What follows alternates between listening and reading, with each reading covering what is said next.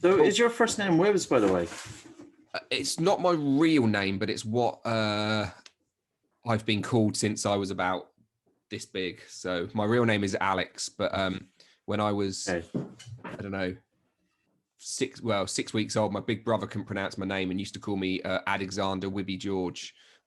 So I got Wibby for teachers and grandparents, and everyone have called me call me Wibbs ever since. So Wibbs. That's cool. Cool. yeah. Cool. Good. I'm just It's quickly, yeah. Well, that's what I like. I kind of like my grandparents. Everything have always liked different names. So I'm just going to quickly shut all of these bits down. Cool. Right. Well, I reckon we'll just jump straight in, and then I'm sure you're busy enough, and I've got plenty to do today as well. As much as I can probably chat to you forever, but yeah. Right. Well, welcome one and all back again for another episode. Today I am joined by one of my teachers. I'm lucky enough to have done a few courses with him over the last 3 or 4 years. Patrick Mckeown. Morning, Patrick. Wibbs, good morning. How are you? I'm very well, thank you. How's the weather over in Ireland? Is it holding up, or have you lost it yet? Yeah, just about a little bit. It's a little bit kind of overcast at the moment, but not too bad. Good. It's dry. That's the main thing. Well, that's exactly. Sun hasn't come out though. We're due a little bit of rain today, but I think we need it. In all fairness, we've had some decent sun for a while. But cool. So, I mean, I could probably talk about you for ages, but I'm going to let you briefly introduce yourself, if that's okay, and just kind of let everyone know who you are. And there'll be a little intro at the beginning of this anyway. But yeah, give us a bit of an idea of who you are and how you've managed to get to where you are, and we'll dive in from there. Sure. I work with breathing, and I've been working with breathing since 2002. And for the first few years, it was mainly for people with asthma, and then sleep disorder breathing, and then anxiety and depression, panic disorder. And then since 2013 to present day, half of my focus is on sports performance, improving concentration, focus, reducing breathlessness during physical exercise. And the other half is focused on sleep disorder breathing, respiratory issues, and mental health. So I kind of have two boxes, but it's breathing exercises anyway, but different breathing exercise for different people depending on where they're coming from. Nice. Cool. I mean, that's kind of one of the things I really like about where you come from. I know everyone, hopefully, who's listened to this will really know this, but like I'm a nurse is my background. Kind of, I come from a cardio and then a accident and emergency background. But I'm also, big into yoga, into sports, into performance. And I work with one of the local football clubs, Ipswich Town Football Club. I do movement and breathing with some of those guys. And so I kind of fall into this similar bracket to you, I guess, of like, well, I've got this on one hand, like the nursing side of me just wants to be able to help people. And then I've got this other side. And, it's for me at the moment, I'm trying to find this balance. I'm kind of hoping that I'll one day be able to balance a little bit. You're not sure where it is yet. You can keep the two going. Well, I mean, I'll definitely keep the two going, but I guess, it's just a case of, letting people know how I do both and but, cool. So there's a few bits I really want to dive into today. Ideally, I'd really like to kind of probably today more so kind of go into that more, not necessarily not touch on performance and stuff, but at the moment, I'm finding my focus going towards the basics and like trying to get people, and not that sports performance people don't need the basics, but I actually think they can learn from the very basics of good sleep hygiene, good sleep for breathing, so good breathing for sleep, just general good, those basics of, I guess, what the Buteyko method probably gave you. Now, I know with your work, you kind of tend to have, you've got like 3 pillars, if you like, that you look at. Can you just dive into those and how perhaps they are really the foundation of then building up towards all that other work that you say you do? So it goes into performance, it goes into sleep disorder breathing and asthma, and everything that you do almost is built out of these 3 pillars of good breath health, I guess. Yeah, it's really the detail to where we can bring breathing to. I think it's been overlooked, and when people teach breathing, they very often focus on a very narrow form of breathing, and they don't necessarily look at it from a wide approach. And we really need to be looking at breathing from a wider approach. From a biochemical point of view, you can improve your blood circulation, and you can increase oxygen delivery throughout the body. You can stimulate the vagus nerve, you can influence the autonomic nervous system. And from a biomechanical point of view, you can help to achieve more optimal movement of the diaphragm. That's helpful for mental health, it's helpful for sleep, it's helpful for movement and for gas exchange. And then from a resonance frequency point of view or a psychophysiological point of view, about slowing down the breath to target the central nervous system. So to help achieve a better balance in the autonomic nervous system. Now, each form or each dimension of breathing is different, but they overlap. And the nose is central to each of them. Yeah. So if you have good biomechanics, you're more likely to breathe slow. If you breathe with good biochemistry, you're more likely to breathe light, and you're more likely to breathe slow. So they all overlap. But I think there's just an idea out there about the breath, that it's good to take big breaths and all of that stuff that, you know, we speak about so often. And the other aspect is, why not use breath holds for some people, that we can stress their body to cause adaptations? And, you know, some people need to be stressed a little bit, you know, for those adaptations. And some people need to be taught how to recover.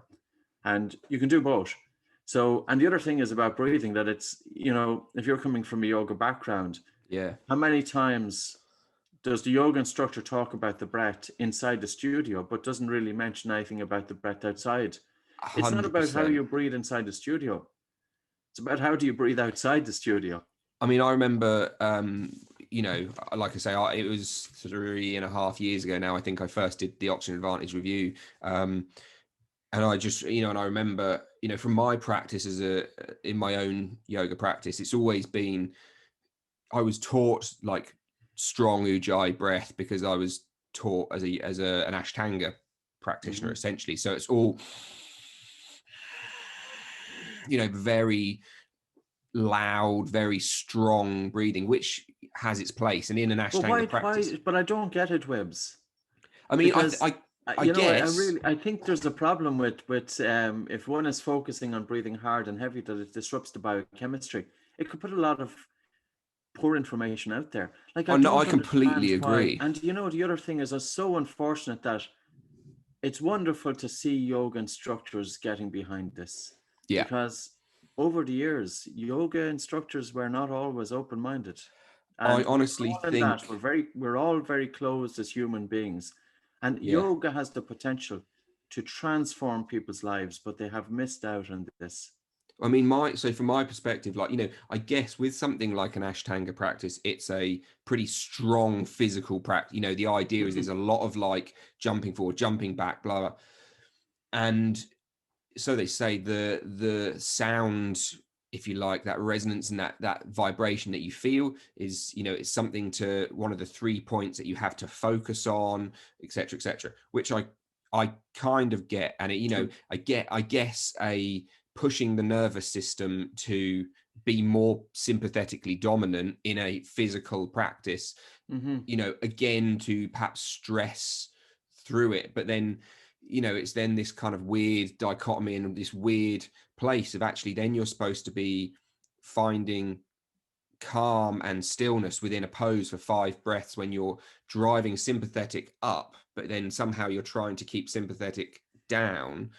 And, you know, whether or not it's, I mean, I think Andrew Huberman talking and I honestly don't think they've thought this deeply into it, but whether or not they're trying to physically stress the body, but and get an adrenal response physically, but then somehow control the response of the brain and the mind and try to separate those things. But again, that kind of goes against whatever yoga says and body mind union. It could be stimulating the vagus nerve. So there's no doubt that it's bringing change.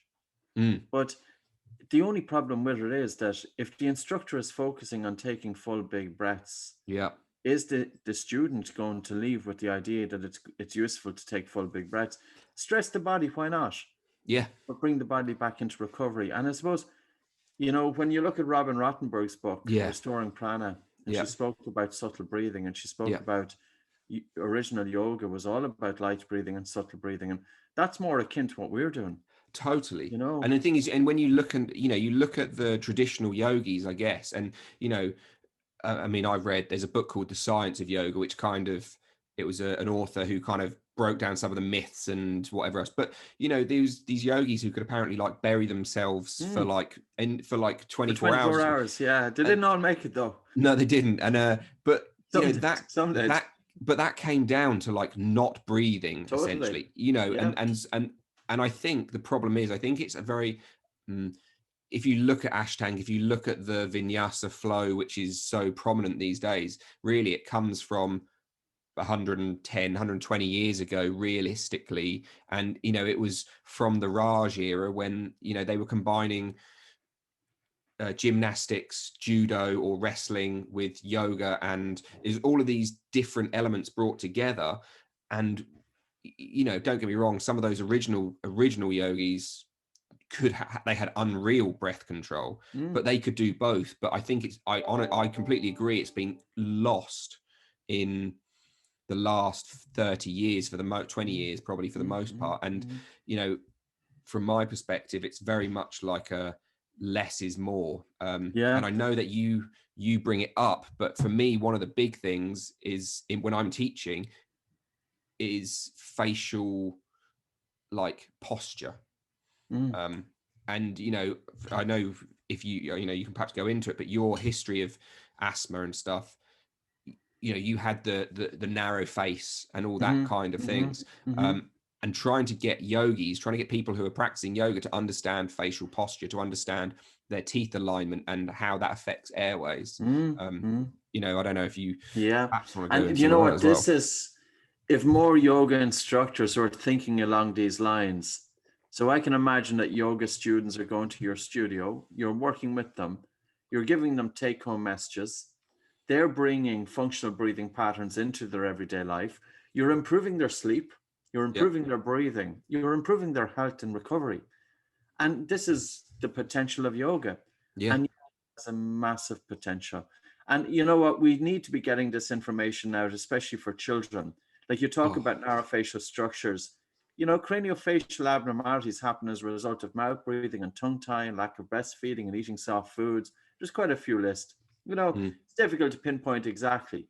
But these kids, if they have sleep disorder breathing, they're not going to thrive. And academically, they don't do well. They get frustrated. They're at a greater risk of ADHD. You know that study, I'm sure you've come across it, in Stratford-upon-Avon in the UK by Karen Bonnock. She looked at 11,000 British kids and children with sleep disorder breathing, which just includes snoring. If these kids were snoring at age 5, and if it was untreated, they had a 40% increased risk of special education needs by age 8. Now, this is, I could talk about the social consequences of this are absolutely enormous on these young kids, on the parents, but look at the economic consequences. Like the NHS would stand to save a fortune if they intervened. But pediatric doctors have overlooked it, and pediatric dentists have overlooked it. And I know I'm kind of giving out about every branch here, but I'm giving out because I came across something that was so helpful in my life in 1997. It literally changed my life. And I was in hospital with asthma as a kid. I was going to a doctor every few months getting medication. I was the kid running after the school bus, couldn't catch it because I'd be wheezing. I was falling asleep at the school desk. For me to get my grades, like I had one school teacher, I left school at 14, never to go back. And I went back at 15 years of age. I had one school teacher that told me I'd be better off picking potatoes in the field. And it's funny, but I tell you one thing, there's a lot of kids, these kids can be very intelligent.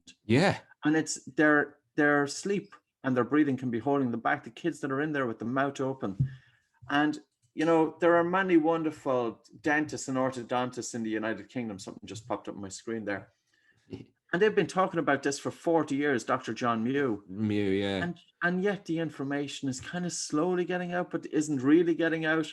Well, I mean, I think for me, the work that you've done has, like, I was aware of some of this stuff, the facial but like working with you, I kind of really expanded my knowledge and awareness of it. And I try to do my whole education side on my social media is changing so many ways of being. It's not really just yoga. It's not really yoga at all anymore. It's trying to educate about all of this stuff. And I mean, I've got Sandra Khan coming on here soon. She wrote that book, Jaws. Jaws, so yeah. I'm hoping that she's going to, again, expand on some of this stuff even more. But it's kind of terrifying that something so simple, as you said, is so overlooked by pediatricians. Yeah, but it's overlooked because you make no money from it. That's why it's overlooked. Let's cut to the chase here.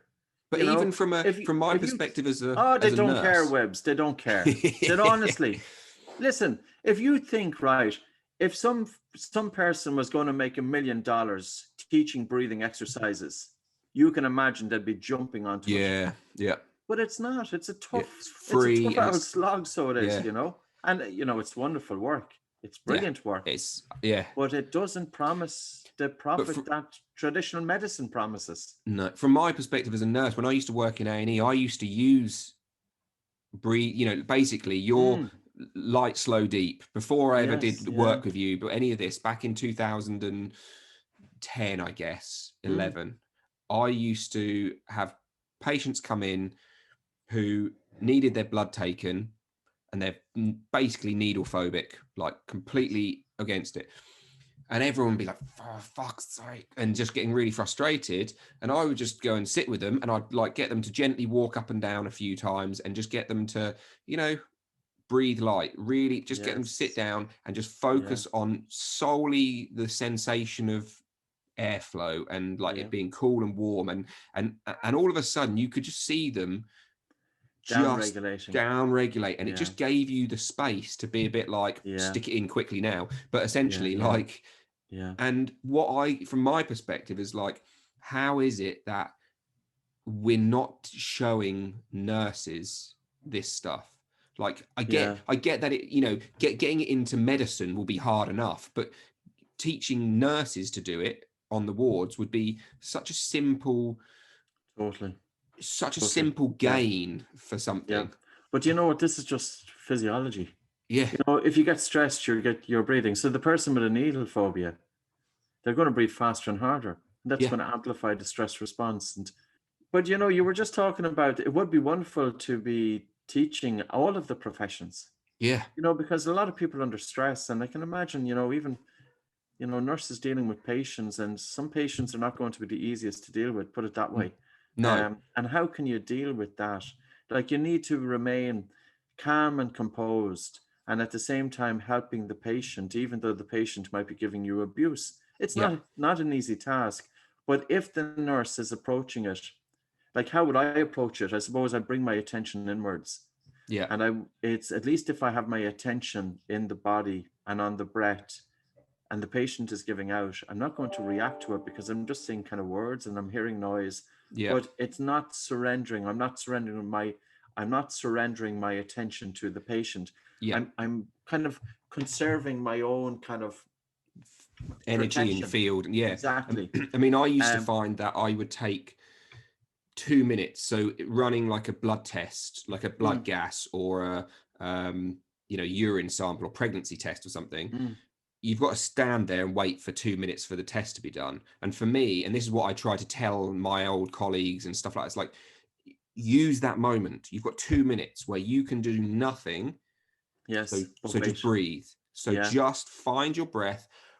Down, like, don't blow your mouth, but but let it all settle. The breath. Slow it down. Feel it. Suddenly feel your whole body relax, and it's almost like a reset of like, right. Let's go again. I know I'm going to be probably up here again in half an hour. But I'll probably be back here and I can do this. And 2 minutes does it. Like 90 seconds does it. I was watching a podcast by Rangan Chatterley just a few days ago. You'll probably see it. He was interviewing a brain surgeon.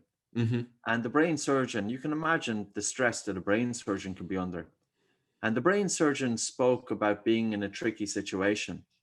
And he said the one thing that he's prevented himself from doing, if he was ever in a tricky situation, is not to hyperventilate.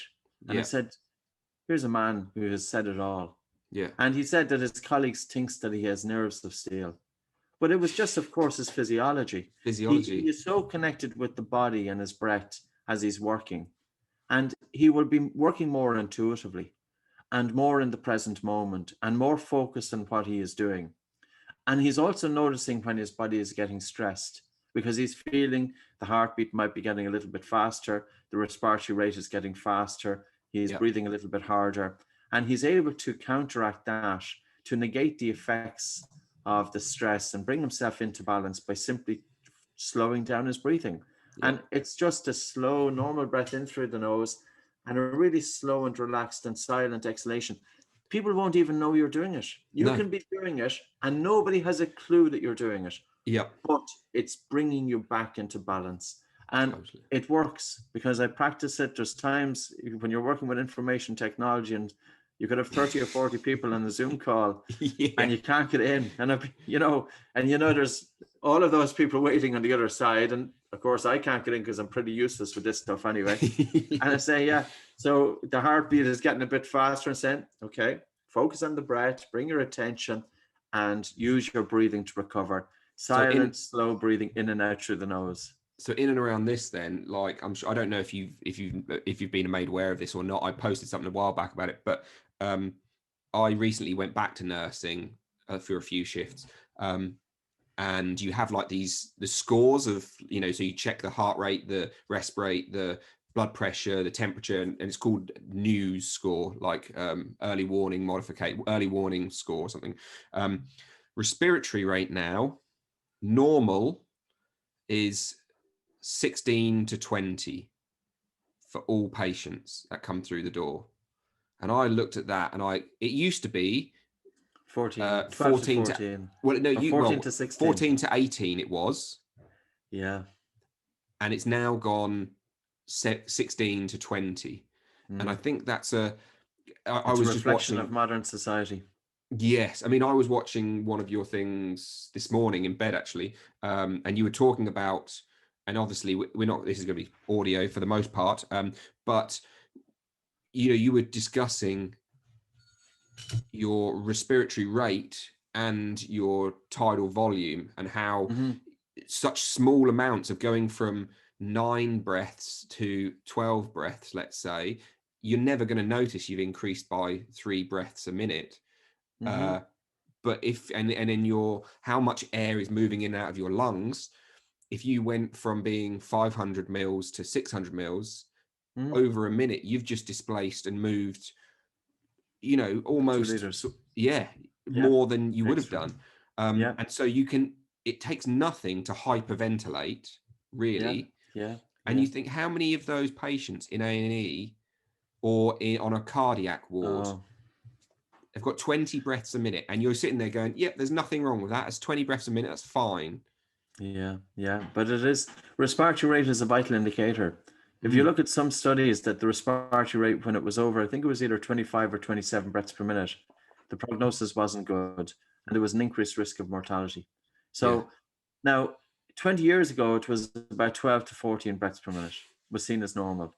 So now to see something like 16 to 20 breaths per minute, like what is considered as normal is reflective of the population. What's the norm in the population? But the problem is the population is overbreathing. And I'm not going to hear and say that everybody is overbreathing. No, I'm not going to do that. There is, of course, a cohort of people overbreathing and some sections of the population.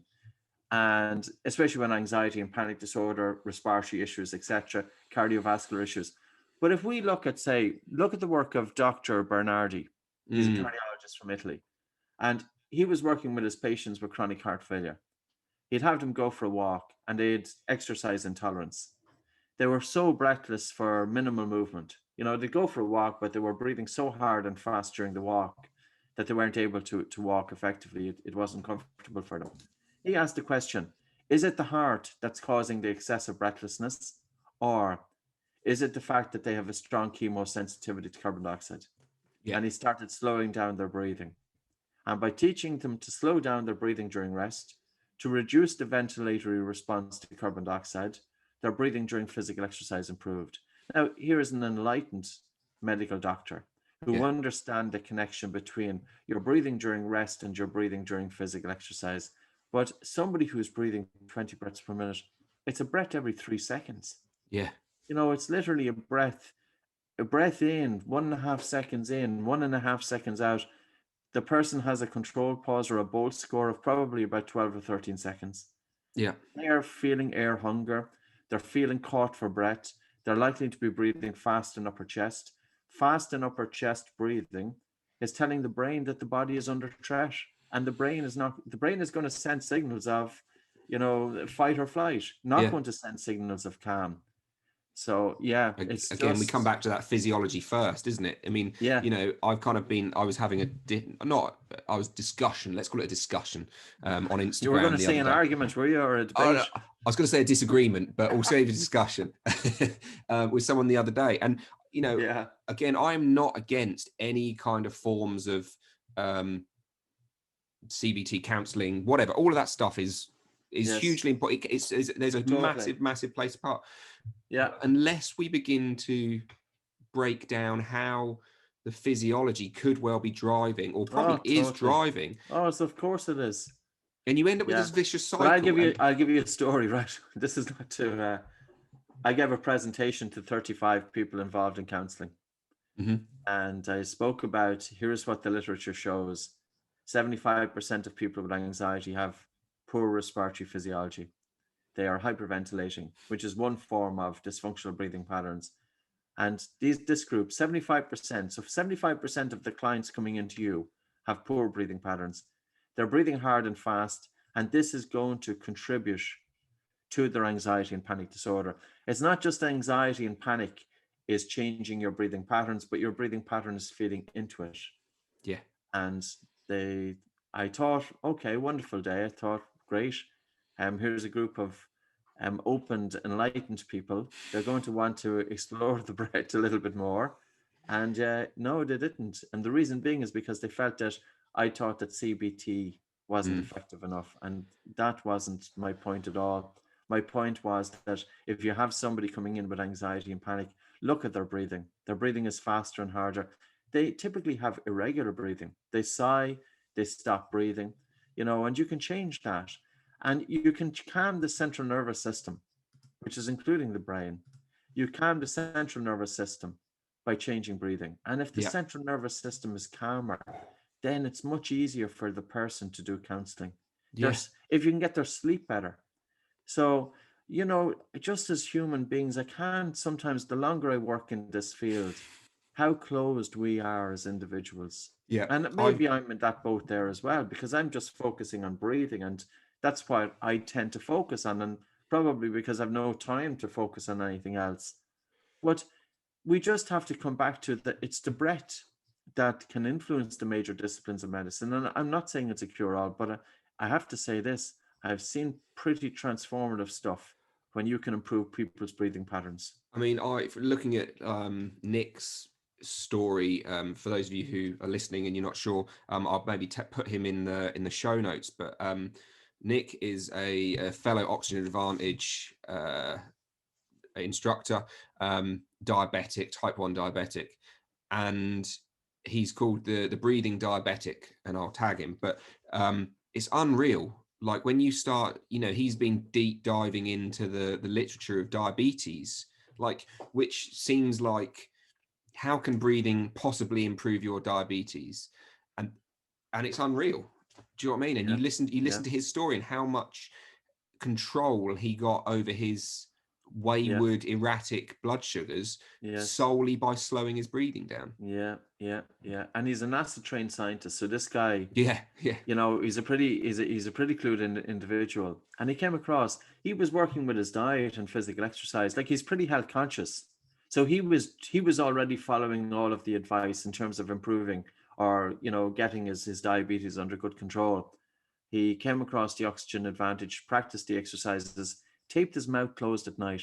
And that's what a lot of us are doing. And started waking up feeling differently when he woke up in the morning.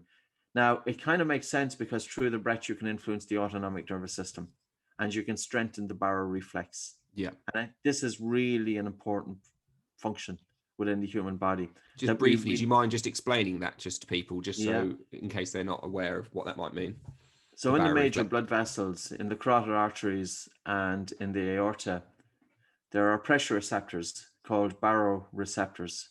And these pressure receptors are continuously monitoring changes in your blood pressure. And if your blood pressure increases, the baroreceptors send immediate signals to the blood vessels to dilate and the heart rate to come down to normalize blood pressure. And conversely, if your blood pressure drops, the baroreceptors send immediate signals for the blood vessels to constrict and the heart rate to increase to normalize blood pressure. The sensitivity of your baroreceptors influence vagal tone, and vagal tone is how well does your vagus nerve function? How reactive is it? And you want the baroreceptors to be highly sensitive to changes in blood pressure. And you want your vagus nerve to be functioning well, reacting to changes. And you can stimulate the vagus nerve. And by doing this, then you improve what's called heart rate variability. Now, heart rate variability is an objective measurement of vagal tone. But really, with the autonomic nervous system, we want the nervous system to be in balance. Yeah. We don't want to be switched on all the time with increased sympathetic drive. We don't want to be switched off all the time. Now, people who have chronic conditions are they have low heart rate variability. So, for example, in heart rate variability, the research has come out quite a bit over the last 30 years. And, it's I suppose research will grow and people will get more into it. But people who are unwell, either physically or emotionally, have reduced HRV. This signifies that their vagus nerve is not working as best as it should do.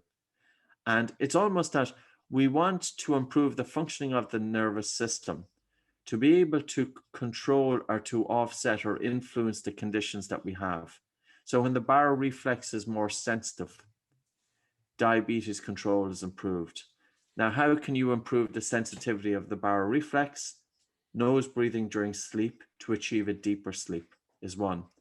Breathing light that you spoke about earlier on, taking less air into your body during rest for short periods of time to expose the body to increased air hunger or increased carbon dioxide, which is causing air hunger. Breathing slow to a respiratory rate of between 4.5 to 6.5 breaths per minute, and breathing low with optimal amplitude of the diaphragm.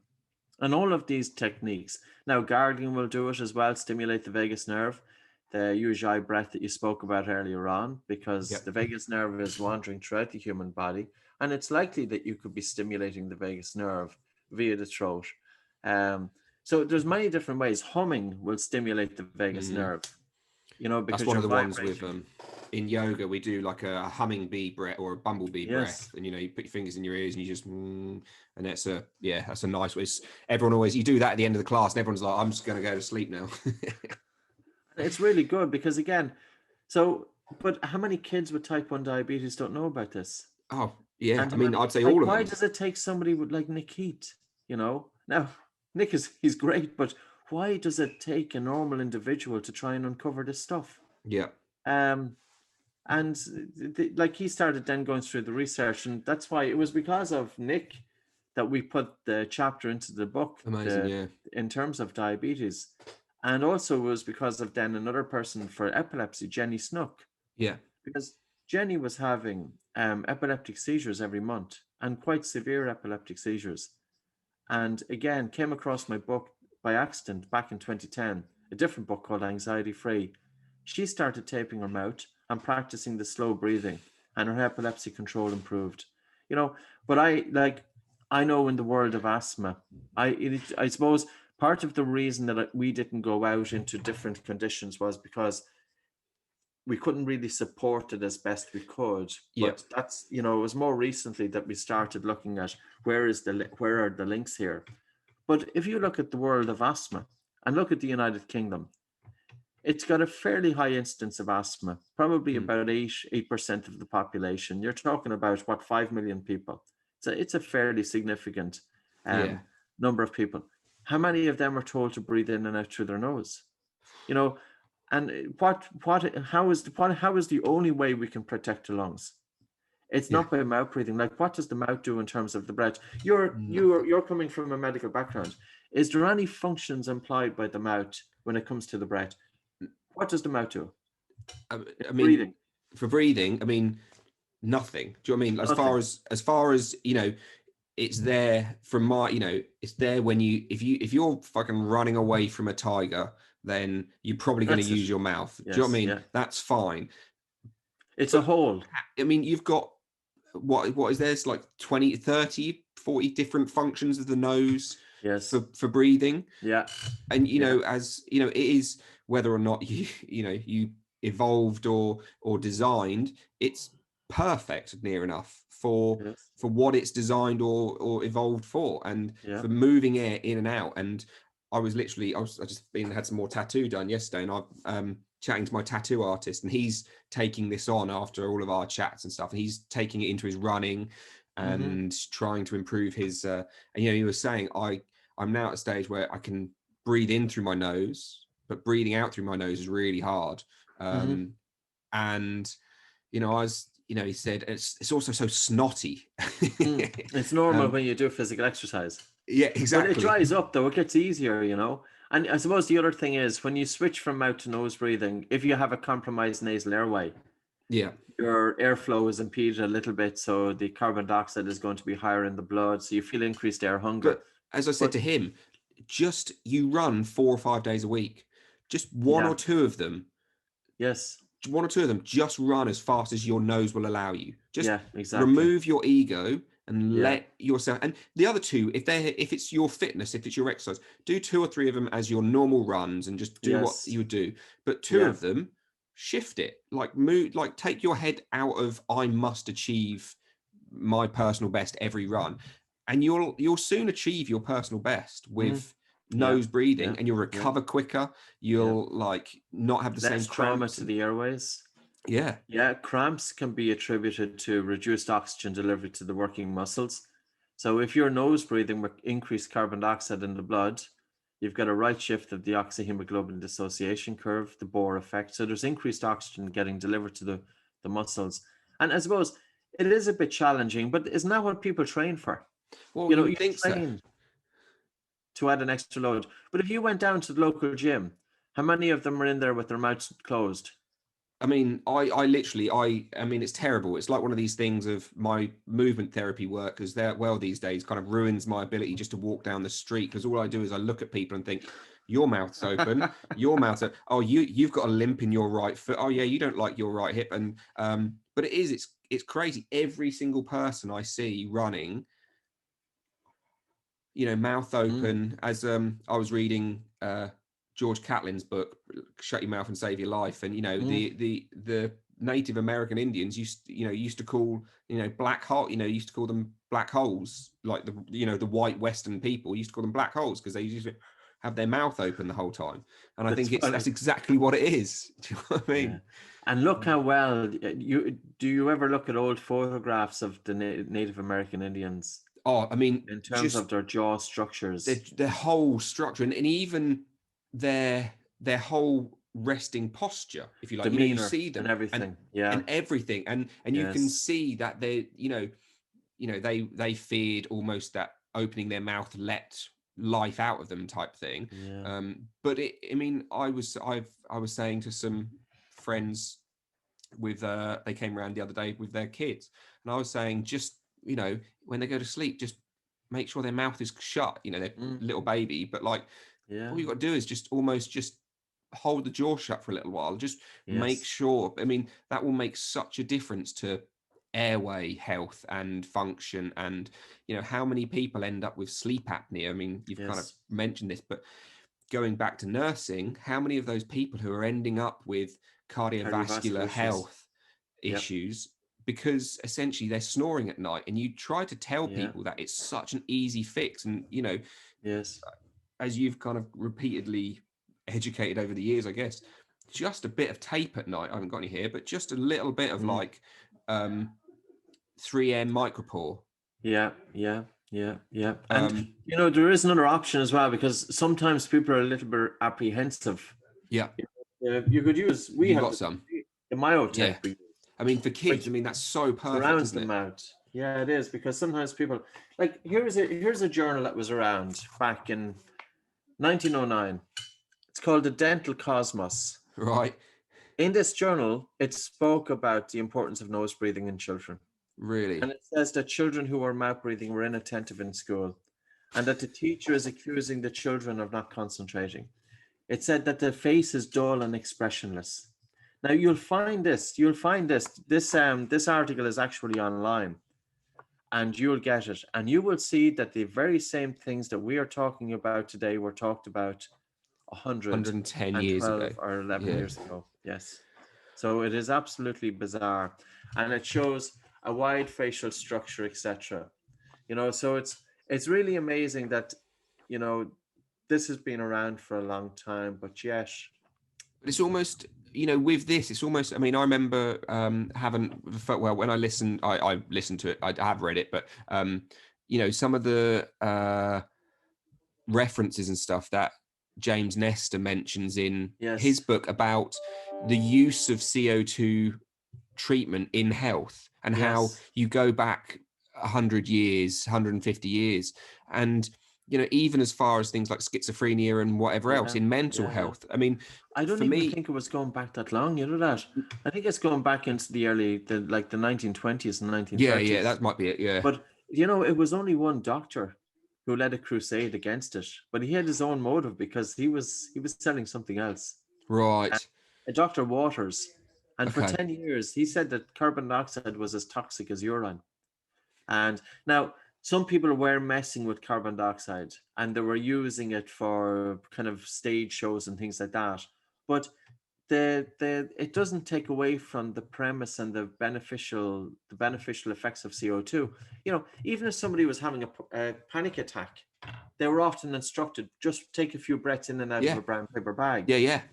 Well, and still are, but still are. And when I was talking about, or when I was writing the chapter on epilepsy, I came across this breathing exchange method.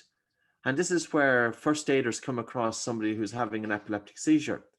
And what they do is they close the person's mouth and they do mouth to nose.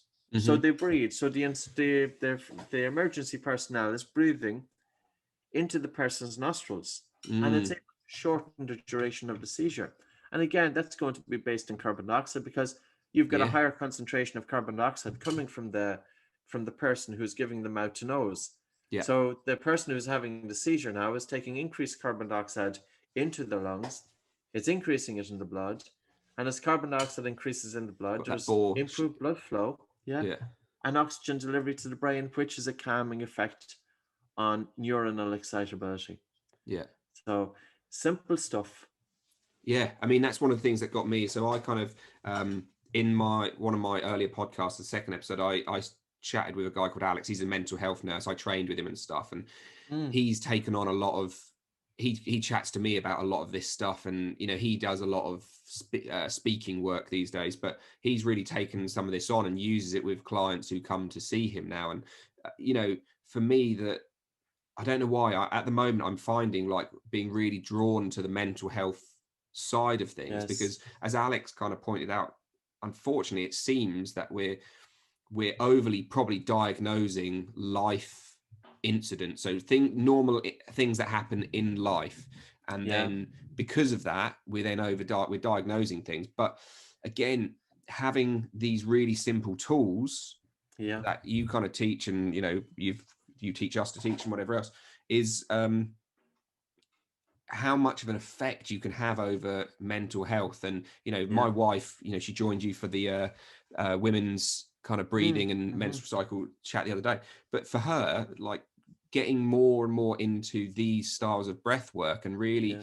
focusing on these bits over the last, because she kind of has listened to me a little bit over the last couple of years, but it was amazing. She walked away and goes, "Oh my God, you'll never guess what." And it's like, oh, no.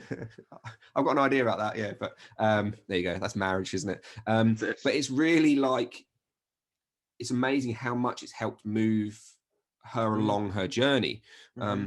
Now, briefly, I'd like to, if possible, when people, if I don't know, it's always, everyone's always different, but if someone's having incidences of like either panic attacks or they're just anxiety and stuff like that, in my head I'm kind of going through, this is mainly, I mean, I'm just asking you Mm, questions now about for mm-hmm. my own knowledge, but would you use breath holds in those In situations? some situations we would. There's three approaches that we would use. Um, so say for example somebody is having a panic attack and they have a fast respiratory rate, they're upper chest breathing, they're feeling suffocated. So what we want to do is improve alveolar ventilation. But Yep. as long as they breathe fast in upper chest, it's going to contribute to the feeling of suffocation. One way to do it would be to simply get their hands and tell them to cup their hands on their face. And breathe in 2, 3, out 2, 3. Just slow down the respiratory rate a little bit. So by cupping the palms, you're rebreathing carbon dioxide back in. So it's a little bit like the brown paper bag. However, oxygen is getting in. Yeah. Because the brown paper bag isn't ideal because oxygen can't get in. It pools carbon dioxide, but it doesn't allow oxygen in. The second way would be as if the person put their hands either side of their lower ribs. Yeah. And if they breathe low and slow. Now, granted, if you're having a panic attack, your respiratory rate is quite fast. It might be the easiest to breathe low and slow, but at the same time, if you can do it, or even if you can go any way towards breathing a bit slower, it's going to enhance alveolar ventilation. Now, what I mean by that is, if you breathe rapid, a lot of the air that you're breathing into your body is lost in dead space. Yeah. Because the last 150 mil of air remains in the nasal cavity, in the throat, in the trachea, in the bronchi, the bronchioles. So if the person puts their hand either side of the lower ribs, and as they breathe in, for their lower ribs to move out, and as they breathe out, the lower ribs to move in, breathing in for 3 seconds, out for 3 seconds. And another way to do it would be to do the small breath holds. Take a normal breath in through the nose and out through the nose, and pinch the nose and hold for 3 to 5 seconds. 3, and just use it as a way to 1, calm down, because you can stimulate the vagus nerve by slowing down the exhalation. But I understand if somebody is in the throes of a panic attack, the last thing they probably want to do is slow down their exhalation. But if you breathe in through your nose and out through your nose, and then you hold your breath, it's the same as having a prolonged exhalation. Yeah, I get you. And it's the prolonged exhalation that's helping to calm the person down. Now, above all else, I'd be saying, Wibs, is get the bolt score higher. Because definitely, if you have somebody who's on, look, you will see people coming into you with anxiety and panic disorder. Look at their breathing.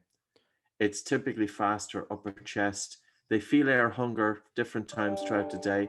The harder and it's kind of ironic, but the harder and faster you breathe, the more you feel that you're not getting enough air. Yeah. And it's by changing your breathing patterns. And really what we want to do is we want to improve a person's ability to tolerate carbon dioxide, or we want to reduce their sensitivity towards the gas carbon dioxide. And we do that by deliberately having them breathe a little bit less air to expose them to air hunger. Now, there's a psychological thing going here, because suffocation is often that feeling that drives back into the symptoms of panic. So what we do is, with the person who is prone to panic disorder, is have them do maybe 30 seconds of reduced breathing. And for 30 seconds, you're going to feel suffocated. You're going to feel air hunger. But then after 30 seconds, take a rest for a minute. Yeah. That's entirely under your own control. And we're giving you a dose of the air hunger to desensitize the body's reaction to it. So there's a number of few things. So if you think from a panic disorder point of view, number one, the increased carbon dioxide can help to calm the central nervous system. Number two, we can increase blood flow and oxygen delivery to the brain. Number three, we're exposing the person to air hunger, which will desensitize their reaction to suffocation. Number four, it's almost that we are having them relax into the discomfort. And in some ways, that can be training the brain to become more resilient, to be able to better deal with stress. That we're not reacting to discomfort, that we're deliberately putting the body and mind into a state of discomfort, and you're relaxing into it. Yeah. And that then can improve your resilience when it comes to other throughout life. Well, exactly. Absolutely. Yeah. Absolutely. Yeah, no, I love that. That's cool.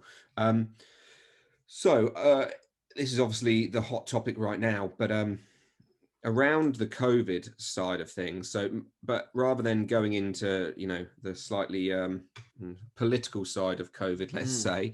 It's hard enough to steer away from that, though, isn't it? It is really hard. But instead, I'm kind of going with my nursing side of things and still kind of trying to help people. So I've recently begun like a long COVID breathwork class with my members, and by no means would I say I'm an expert in this, because I don't think anyone is quite an expert in but it does seem that it's very, very similar to post-viral fatigue, the ME, etc. And having that POTS style, Yeah. you know, it seems to be fairly common in it too. Yeah. You know, and again, I've found with these people is how, again, their breathing tends to be pretty damn poor. Even, you know, doing the Bolt score with them, I've, you know, I mix it up sometimes Bolt, sometimes CO2 tolerance, because I just find, you know, different horses courses and all that kind of stuff. But either way, kind of, you know, Bolt scores have been between what was the lowest I had the other day? I think a 9 or 10 second Bolt score the other day. And you know, the sensation was, oh my god, I feel like I'm going to pass out. But then their Bolt score wasn't even that. No, exactly. And you kind of go, right. So, you know, from my perspective, and you know, I'd quite like to just, you know, I'm from your perspective of, you know, what people can, if they are suffering with this, you know, perhaps some ideas they can use. But like, from one of the things I found is, again, we're going back to health models and whatever else, but how little help there is for these people. And the people who have come to see me have just been like, the fact that you're doing something and you're offering like a bit of a suggestion as to perhaps why this fatigue. Yeah, but there could be something in this, because Wibbs, if you look at a report, or well, it was kind of a journal article, there's very little information out there. But doctors at Mount Sinai, which is a hospital in New York, they looked at patients with long COVID, and all of the patients had low CO2. All of them, not just 50%. If you Google the Atlantic long COVID and scroll down right to the very end of the article, you'll see a paragraph there whereby they talked about low carbon dioxide levels in all patients with long COVID. And breathing rehabilitation can help these people. It's no coincidence they have a low breath hold time. They have a low Bolt score. And then you've got exercises to target. Somebody with a low Bolt score, start them off with exercise, small breath holds. Exercise number 1 that we normally refer to. But also you could do exercise number 3. And then you could bring in exercise number 3. So exercise number 1 is breathing in and out through the nose and pinching the nose and holding for 3 to 5 seconds. And then breathing normal for 10 to 15 seconds. And then holding again for 3 to 5 seconds, breathing normal for 10 to 15. You could do that for 10 minutes every hour. Now, you could do another exercise, which would involve the person taking a normal breath in through the nose and out through the nose and pinching the nose and holding, holding their breath for 5 to 10 paces, a breathing recovery while walking. So the first one is breathing recovery by sitting. The second one is breathing recovery by walking. The third one could be, if they're able for it, is to breathe light. That they deliberately start slowing down the speed of the airflow coming in and out of the nose. Like, you've came across, there's a product that's, I think, on the market called Sanotize. And it's spelled, have you come across it? No, I haven't, no. Sanotize. Now, I'm just reading it off here. If you put in Sanotize Pharmacy Times, and I'm just reading it off here. Results of clinical trials conducted in the United Kingdom have shown that a nitric oxide nasal spray is both a safe and effective antiviral treatment to prevent COVID-19 transmission and symptom duration, as well as reduce symptom severity and damage in those already infected, according to the study authors. During a randomized, double-blind, placebo-controlled phase 2 trial, the investigators assessed 79 patients with confirmed COVID-19 who were given the spray early following diagnosis. The results following treatment demonstrated that the spray significantly reduced the level of SARS-CoV-2 even in patients with high viral loads, according to the study. Nitric oxide destroys the virus. It blocks entry into and halts viral replication within the nasal cavity, which rapidly reduces viral load. This is significant because viral load has been linked to infectivity and poor outcomes. Now, why is nobody talking about this one? Now you mention that, I have read all about this. Yeah, I hadn't realized that was what it's called, but it's baffling that we're, again, like you said, I guess at the beginning, they're marketing nitric oxide when, as you've just shown, for those of you who aren't aware, nitric oxide is like a little gas which is made whatever in your sinus cavity, basically in the sinus cavity, and the nasal cavity, in the nasal cavity, yeah. So when you essentially breathe in, breathe out, hold your nose, what you then do is you pull nitric oxide. So then when you release and you breathe in, you draw all this nitric oxide into your respiratory tract. Yeah. And nitric oxide is antiviral. Now you can increase it. We spoke about humming. So say, for example, if the person breathes in through their nose and has a very slow and prolonged hum, and after the hum, then they breathe back in through their nose, they can increase the nitric oxide production 15-fold. Yeah. But even despite, so we're talking about the importance of nose breathing as the body's first line of defense against an airborne virus. We're not saying that this is going to stop COVID, but what we are saying, does it make sense to at least give it your best shot and breathe in and out through the nose and breathe lightly and breathe slow and do breath holds, etc. But I'm surprised that we aren't even hearing about the inhaler Sanotize. I know. Because nitric oxide is, and I have no idea what the company is. It would be interesting to see how good are the clinical trials. Are they genuine results, or have they been? Are they a little bit biased, as clinical trials can be? But nitric oxide is non-toxic. It's completely safe. If it's administered to young babies, young infants with respiratory distress, like something that's so safe, that's cheap, why not put it out there? Absolutely. Now I kind of want to go two directions here, which is kind of frustrating because we're kind of almost running out of time. But around long COVID, now this is my brain beginning to wander around here, and kind of goes on from the chat you did with, that my wife Jen was in, menstrual cycles, women's health and stuff. Yeah. Currently, it looks like long COVID is, and again, we're going to be hypothesizing everyone here, we don't really know, but 5-to-1 at least women to men. Now, in my head, having spoken to a few of the people who have joined me in my classes, there has been definite worse symptoms and whatever else in and around luteal phase of their same as fibromyalgia, same as chronic fibromyalgia, exact same. And so you've kind of got that. Go on, sorry, I'll let you go into it. That you could meet the diagnostic criteria for fibromyalgia between days 10 and days 22 of the monthly cycle, but you wouldn't meet the diagnostic criteria outside of it. Right, okay, yeah. And that would be because of the increase in progesterone and estrogen, which are respiratory stimulants. But ultimately, it's about carbon dioxide. Yeah. So breathing becomes faster and harder. And as a result, carbon dioxide levels can drop by up to 25%.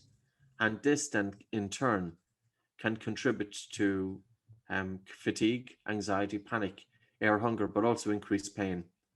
So, and these will be the symptoms. Again, there's going to be some crossover between chronic fatigue syndrome and long COVID. Yeah. And I mean, and in my head, I've begun to kind of wonder if it's like whether or not, and again, is there a connection? This is and speculation, 100% I'll put it out there, but have these people who have developed long COVID, if it's kind of 5-to-1, and then to be fair, I mean, one of the people I've kind of spoken to is on HRT and things as well at the moment, so I'm not sure how that plays into any of this, but into my thoughts was, are these people developing COVID at the time of that kind of luteal phase type, where and then that vicious cycle where they're already breathing faster, breathing harder, displacing more minute volume, and then they've kind of, and it's almost they're already in that slightly worse place, which then they've got this thing which makes it even worse, and then you end up being trapped into this place and not really ever getting out of that day, whichever days they were, you said 10 to 20 or whatever. Yeah, it's interesting. Who knows? Again, who knows if there's a link there? But unfortunately, it's not likely to attract any research. That's the problem. So I think it's going to remain. It's going to remain in our speculation because, that's going to be a while before that one gets some study. It is. I mean, I tried. It would be a good one though. I kind of wanted to try and do it. I wanted to try and, like, with the people who are coming to see me, but I mean, most of them are online around the country, so it was kind of a bit tricky to be able to monitor like SATs and blood pressures and do everything you would want to do to try and minimize everything. It didn't really work out like that, but in my head, I'm like, there's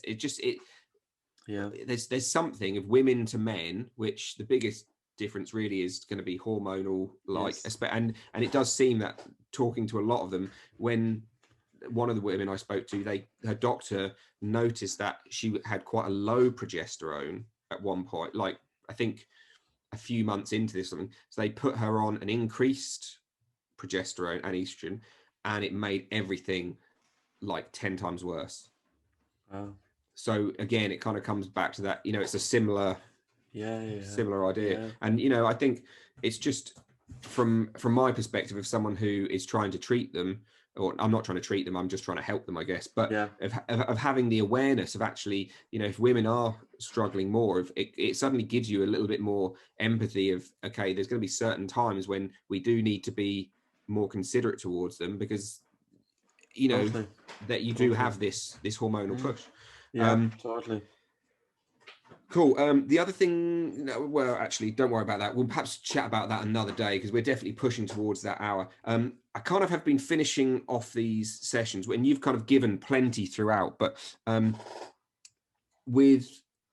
you give one simple thing, like if people were going to listen to this and they're going to go away, what would be one really simple thing for them to take away to try to do something to further improve their health? Because this is called Move, Breathe, Live, my podcast. So I'm trying to ways they can move, breathe to live a happier, healthier life. So if you were going to tell you, it's the thing that I came across when I came across this 20 odd years ago, and I was sitting in a chair, and I put one hand on my chest and one hand just above my navel, and I slowed down my breathing to the point that I was taking about 30% less air into the body, just by slowing down the breath, slowing down the speed of the breath coming into the nose, and allowing a very relaxed and slow breath out, and a very soft and slow breath in. So as I was breathing into my nose, I was breathing so slowly, almost that I could feel hardly any air coming into the nose. Now that generated a feeling of air hunger, and I did that for about 3 or 4 minutes. That's all. And during that time, I had increased watery saliva in the mouth. I was feeling calmer, even though I had air hunger, but my hands got warmer. Now that experience said a lot to me, because here I could change my body physiology in 3 to 4 minutes. And most people can do that. It might take you a couple of times just to get the hang of the air hunger, but try that. Cool. And just see what happens when you breathe a little bit less for 3 or 4 minutes. Because it's likely that, it's very common for people to breathe a little bit faster and harder. And we don't necessarily pay attention to our breathing. That's kind of normal. But you might have cold hands and feet. And this is a common symptom in people with breathing pattern disorders. Can you change your physiology to improve your blood circulation? And that will tell you something about the breath. Amazing.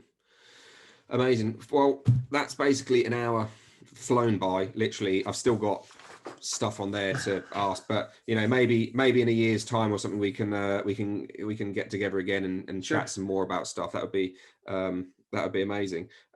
So I'm going to give this a little stop now. Thank you so much. That was an absolute pleasure. My pleasure. Thanks very much, Webs. No worries.